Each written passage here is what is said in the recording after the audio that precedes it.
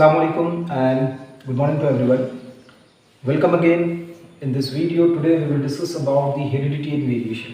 तो आज के इस छोटे से वीडियो के अंदर हम कोशिश करेंगे कि हेरिडिटी और वेरिएशन को समझने की. What is mean bye heredity and what is mean bye variation, and इस टॉपिक और इस चैप्टर के अंदर है क्या, what is mean bye genetics. Basically जो है वो थोड़ा बहुत जेनेटिक्स के बारे में भी आज हम देखेंगे. Now this chapter is also present into the CBSE syllabus of the standard 10 as well as the state board Maharashtra state board syllabus of the standard 12 as well as the NCERT syllabus of the standard 12 also. सबसे ज़्यादा मुश्किल समझा जाता है NEET के अंदर, तो सबसे ज़्यादा मुश्किल अगर किसी कोई टॉपिक के क्वेश्चंस आते हैं तो वो जेनेटिक्स क्या है. तो आज हम कोशिश करेंगे देखिए बेसिक अगर हमारा कंसेप्ट क्लियर हो जाता है, बेसिक कंसेप्ट अगर हम क्लियर कर लेते हैं इस जेनेटिक्स के, तो इसका कोई भी क्वेश्चन हम इजीली सॉल्व कर सकते हैं. जैसे मैथमेटिक्स के अंदर कैसे होता है कि अगर कोई चीज़ अच्छे से समझ में आ जाए एक मेथड किसी प्रॉब्लम का, तो वैसा ही कुछ है, बिकॉज ये दिया ही मेंडल ने था जिसका पूरा का पूरा ओरिजिन ही मैथमेटिक्स वाला. ओके, तो चलिए आइए समझते हैं what is mean bye heredity and what is mean bye variation. Now first of all let us discuss about this heading. First of all now what is mean bye heredity. Okay, पहले समझ लेते हैं कि heredity क्या होता है. Heredity किसे बोलते हैं, कि what is mean bye heredity. How we can define this term heredity? Heredity means the characters which transfer from parental generation to offsprings as it is.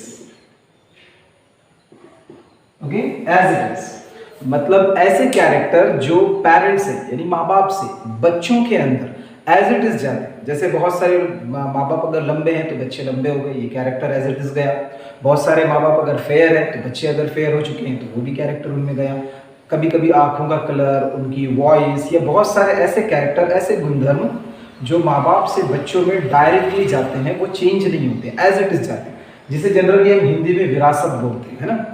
We called as, है ना, उसको विरासत में, जैसे माँ बाप की जायदाद जो विरासत में बच्चों को मिलती है, लाइकवाइज उसी तरह से कुछ कैरेक्टर, कुछ गुणधर्म, कुछ special features also transfers from the parents to the offsprings. माँ बाप से बच्चों में जाते हैं और उन्हीं कैरेक्टर्स को बोला जाता है हेरिडिटी. मतलब एज इट इज कैरेक्टर, जो कैरेक्टर एज इट इज गए हैं उन्हें बोला जाता है heredity character. Okay, now what about variation. Now what is mean bye variation. Okay, now let's understand what is mean by variation. What is the definition of the variation? Now we can define the variation like the new characters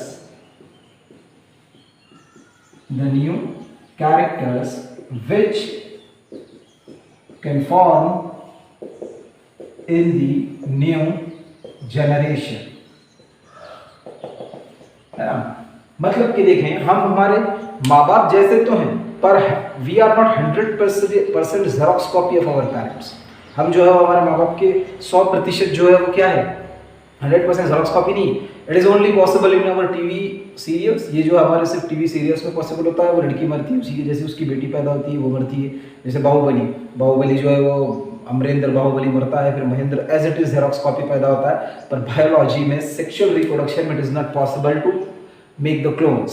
asexual reproduction तो वैसे भी human beings में possible नहीं.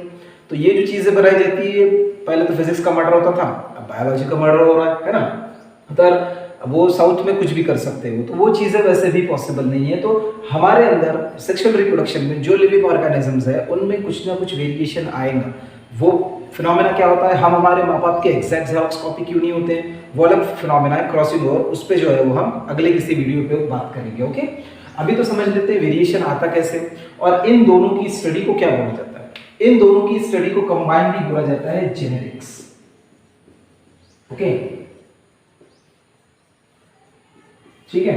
Genetics एक बहुत ही important branch है जो ग्रिगर Johan Mendel के थ्रू जो इंट्रोड्यूस हुई. वो भी एक बड़ी हिस्ट्री है, कैसे इंट्रोड्यूस हुई, उसके मरने के बाद इंट्रोड्यूस हुई, पहले इंट्रोड्यूस नहीं हुई. ओके, नाउ जेनेटिक्स मतलब क्या होता है, इन दोनों का स्टडी बोले तो जेनेटिक्स. ओके, कैसे, the study of heredity and variation is called as the genetics, or you can say the study of genes. Okay, आप इसे शॉर्टकट में स्टडी ऑफ जीन्स भी बोल सकते हैं। जीन्स क्योंकि हेरिडिटी और वेरिएशन के लिए रिस्पॉन्सिबली जीन्स है, यानी कि डीएनए। ओके, यानी कि डीएनए जो है वो रिस्पॉन्सिबल है। जीन्स मतलब क्या, डीएनए होता है। अभी मैं सब बताऊंगा आपको कि what is mean by gene. Gene की स्टडी ही जेनेटिक्स होती है और जीन से रिस्पॉन्सिबल होता है for the characters which are transferring from the parents to the offsprings as well as the new characters. तो क्रोमोसोम हो या डीएनए हो या जीन्स हो, यही रिस्पॉन्सिबल होते हैं। इन्हीं के पूरा आसपास इसी के इर्द गिर्द घूमेगा ये पूरा chapter. Chromosome, DNA, crossing over, everything. Okay, now genetics. अब जेनेटिक्स में हमने देखा कि एक टर्म आया है जीन, तो अब चलिए जीन को भी डिफाइन कर लेते हैं। वैसे तो ये देने वाला एक जॉनसन नाम का साइंटिस्ट था, maybe in 1936, because Mendel never use that term gene. Mendel ने कभी यूज नहीं किया। और यहाँ पर अगर हम देखेंगे तो एक और टर्म यहाँ ऐड कर लेता हूँ कि ग्रीगर Johan Mendel is called father of genetics. अब इसके पीछे भी पूरी जो है वो दास्तान, पूरी कहानी। अब उस कहानी को जो है वो अगले हम वीडियोस में वन बाय वन जब इस चैप्टर के वीडियोस बनाता जाऊंगा मैं, तो आपको पता चलेगा कि एक मैथमेटिशियन या फिर एक मैथ्स और फिजिक्स या स्टैट्स रखने वाला इंसान बायोलॉजी के अंदर फादर ऑफ जेनेटिक्स कैसे बना। ये भी एक अच्छी इंटरेस्टिंग स्टोरी, उसके ऊपर भी हम किसी वीडियो में बात जरूर करेंगे। तो जीन्स, अब what is mean by gene? Gene means the segment of DNA, the segment of DNA is called as gene. Okay, simplest definition, but all the segments of DNA are not of gene because it is related, there is a one specific concept that is related to the exon and intron. वो एक concept होता है, उसको हम फिर कभी बात करेंगे। चलिए, तो अभी तो छोड़ो, बेसिक चीजें देख लेते हैं। the segment of DNA is called as the gene। जैसे कि फॉर एग्जांपल अगर ये बहुत बड़ा एक DNA का फ्रेगमेंट हमने लिया फॉर एग्जांपल, ठीक है, अभी डायग्राम इतना अच्छा नहीं बन रहा है तो इसे एडजस्ट कर लेना, ठीक है। चलो, तो अगर समझ लीजिए कि ये पूरा डीएनए, समझना क्या स्ट्रक्चर ये डीएनए का है ना, वाटसन और क्रिक ने दिया वो सभी को पता है। तो अब ये जो डीएनए का स्ट्रक्चर है, फॉर एग्जांपल इसका इतना सेगमेंट, जैसे कि सेगमेंट ए हो गया from this point to this point, तो this is for example G. Okay, इसको बोला जाता है जी। This is called as the gene. Now gene इसे बोलते हैं और इसी के ऊपर कंसेप्ट बना हुआ है जेनेटिक्स। और इसी डीएनए के ऊपर पूरा सब कुछ खेल है। हेरिडिटी कैसे आती है, वेरिएशन कैसे आता है, जीनोमिक्स क्या होता है ना, जीनोम क्या होता है, जीनोमिक्स क्या होता है, डीएनए कितना कंटेंट प्रेजेंट होता है हमारे बॉडी में, सारे पॉइंट्स को जो है वो हम आने वाले वन बाय वन वीडियोस में देखेंगे। अभी तो जस्ट मुझे आप लोगों को बताना था कि what is mean bye heredity, what is mean bye variation, what is mean bye genetics and what is mean by gene.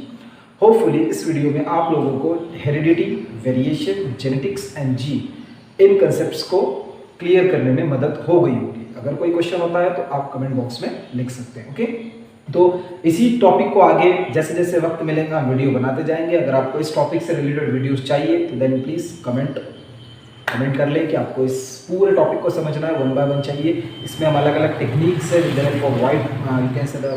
Different techniques से हम जो है वो उस पर वीडियोस बनाएंगे, प्रेजेंटेशन से देखेंगे और समझने की कोशिश करेंगे कि जेनेटिक्स कितना सिंपल है। ओके, तो चलते हैं फिर नेक्स्ट वीडियो में इंशाल्लाह जल्द से जल्द मुलाकात होगी। सभी से दुआ की दरख्वास्त है।